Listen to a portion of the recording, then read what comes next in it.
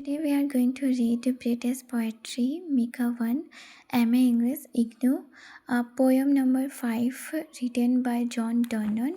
Here it is. The poem name is The Canonizations. Okay, so yeah. Uh,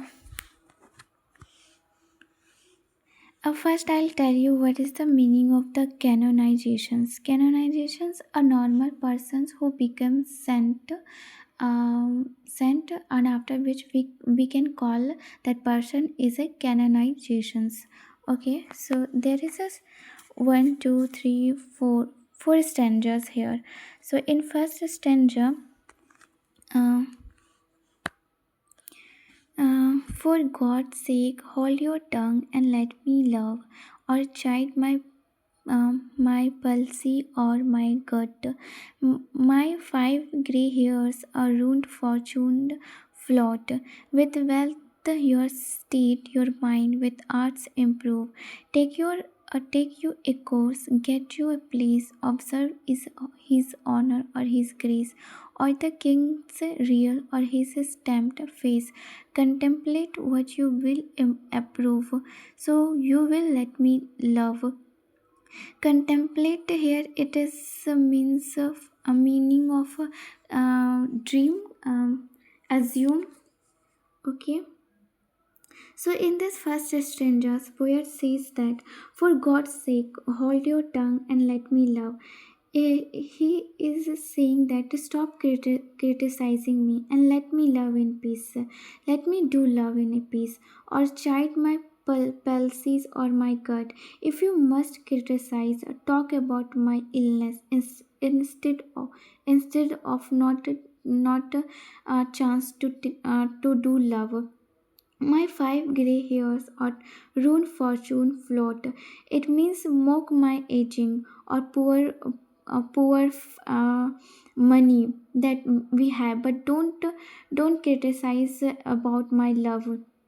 With wealth or your state and your mind, with arts improve. He says improve yourself with wealth and educations. Take you a course, get you a place, get a job or career, observe his honor or his grace. And he says respect powerful people or the keys real or his stamped face. And it says admire my money coins have the king's face stamped on them. Contemplates what you will approve. Focus on whatever you want, or so you will let me love. Just allow me to love in peace. So in this first stanza the speaker tells a critic to worry about worldly matters and stop interfering in my love in my love. So now second stanza. Alas, alas, who is injured by my love? What merchants' ships have my sights drawn to? In 2 lines, poet says, "Who is harmed by my love?" He asks question, "Who is harmed by my love?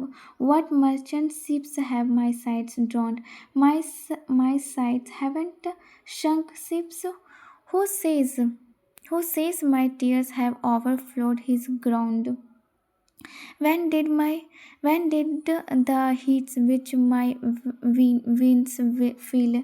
It says here. He says, uh, my sighs haven't sunk ship, my tears haven't caused floods. When did my calls and forwards spring remove?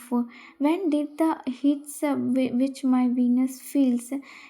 My sadness, it means my sadness hasn't changed the season. My passion hasn't caused fever outbreaks. Okay, add one more uh, to the plaguey will, and soldiers find war and the lawyers find out still. It means it hasn't increased the toil. Soldier finds war and lawyers find out still. It means soldiers and lawyers still do their job. Litigious. Okay, litigious man which quarrels move, though she and I do love, which means people still argue even though we are in love. Wow, so In the second stanza meaning, their love harms no one and doesn't disturb society. The world continues normally. Now third stanza. Call us what you will, we are mad such by love. Call her once, me another fly. Speaker says, call us crazy, call us crazy, monotonous if you want. Love made us this way. Call us insignificant insects. Okay. Now we are trappers too, and at our own cost die. And we in us find the eagle and the dove. It means we are like a candleless burning ourselves out. We contain both strength, eagle, and peace, dove. The the phoenix riddles had move wheat. Okay, by us we two being one are it. It means the mythical phoenix makes sense here. We are like the phoenix, two become one. So to one natural thing, both sexes fit. We die and rise the same.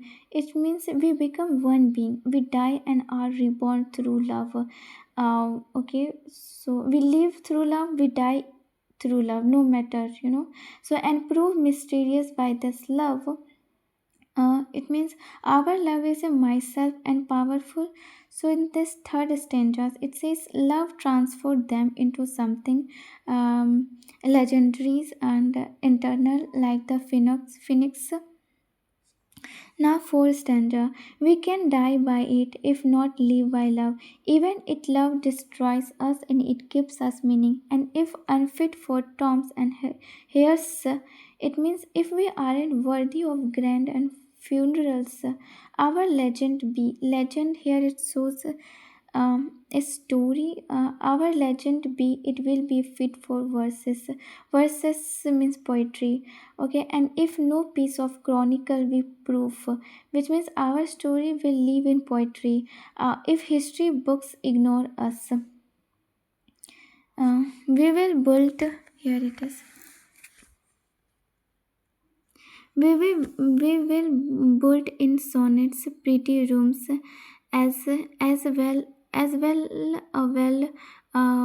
roughed urn becomes okay urns which means like colors, the greatest ash as half acre tombs, and by these hymns all shall approve us canonized for love. Okay. Okay, in this fourth stanza, speaker says, "Even if love destroy us, it gives us meaning. If we aren't worthy of grand funerals, our story will live in poetry. If storybooks ignore us, poems will perceive us. A beautiful earns honors acts." As much as a use grave does, and people will praise us through poems. We will be made sense of love. Its meaning if we they die unknown, poetry will immortalize their love. Now fifth stanza. um, and thus invoke us, you whom revered love. It means people will pray to them like a saints, made one another's hermitages, which means their love was their holy retreat. You to whom love was peace, that now is a rage, means their love was peaceful unlike the chaotic world. Who did the whole world's soul contract and draw, means their love represented the whole world. Into the glasses of your eyes they saw the world reflected in each other, so made such mirrors and such spice, means their eyes mirrored everything that they did all to you epitomize. Their love summarized the world. Countries, towns, courts beg from above, means people from everywhere will pray to them. A pattern of your love, asking to learn from their perfect love. So this is the last standard. So literally meaning is future generations will treat them like a saints and look to their love as an example. Okay, so that's all about this poem. And if I talk about the central theme of this poem, then it's I think love as a scared and a spiritual. Love is also as a self-sacrifices. Love as a internal. Poetry as a immortalities. It, it's a romantic poem, romantic love compared to religious devotee. Okay, let's talk about like a summary of these poems. So, the canonizations is a metaphysical poem written by John Donne. And the speaker defines his love against a poem who criticize him. He asks them to mind their own business and let him love freely. And it is a first time published 1633. So in this poem, and the poet says that his love harms no one. It does not affect soldiers, lawyers, or merchants, or the countries. Even of love has made him poor or sick, it is his personal matter. He further says that love is too pure and intense, that they will become a sense of love. Their story will be remembered and celebrated in poems and songs, just like a religious sense are honored. The lovers will also be respected for their devotions. If the in the end the poet says that entire love creates its own world, their room becomes a universe through love. They achieve immortalities. If I talk about the main idea, then the poem presents love as a scared sacrifice or a scared internal force that deserves respect, remembrance. Themes, if we talk about themes, then themes is like a love as a scared experience, like love is a sown as a holy, pure, almost like a religious. And second theme, defense of love. The poet strongly defends his love against society's criticisms. Third would be love versus worthy duties. Love is more important than social duties like wealth, war, or career. Okay, and another theme would be immorality through love and poetry. Love becomes internally because it's perceived in poems poems and sung. And fifth is a microcosm. The lover small room becomes a holy world or holy verse or universal. So this is all about this poem. Summary, themes, meaning we understood line by line. So yeah, that's it. And thank you so much.